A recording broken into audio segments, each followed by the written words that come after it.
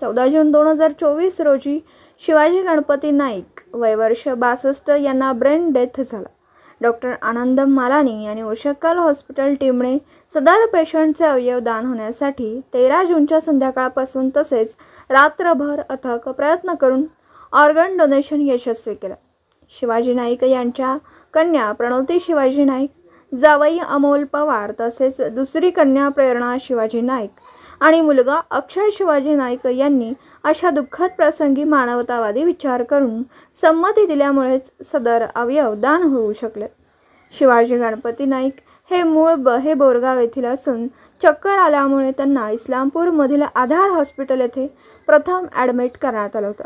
तेथून उशक्कल hospital JNTO-RC मान्यता प्राप्त आहे येथे अवयव दानासाठी हलवण्यात आलं. डॉक्टर आनंद मालानी आणि उशक्कल टीमने अवयवदान यशस्वी करून पुन्हा एका गरजू रुग्णाला जीवनदान दिलं. विशेष गोष्ट अशी की डोनरचा ब्लड ग्रुप O निगेटिव्ह होता. अशा विरळ ब्लड ग्रुपचा डोनर मिळवून अशा विरळ ब्लड ग्रुपच्या रेसिपिएंटला अवयव मिळवून देण्यात डॉक्टर आनंद मालानी यांचा खूप मोठा वाटा आहे. अत्यंत दुःखाच्या क्षणी असा निर्णय घेणं हे सर्वसाधारण लोकांचं काम नाही.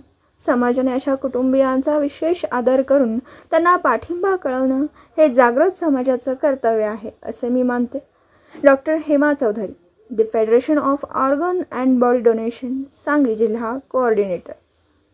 हा संदेश जनसामान्यांमध्ये जागृतता निर्माण करून त्यांना अवयवदानासाठी प्रवृत्त करण्याच्या उद्देशाने पाठविला आहे. पत्रकार राजेंद्र शिंदे, झी न्यूज मराठी.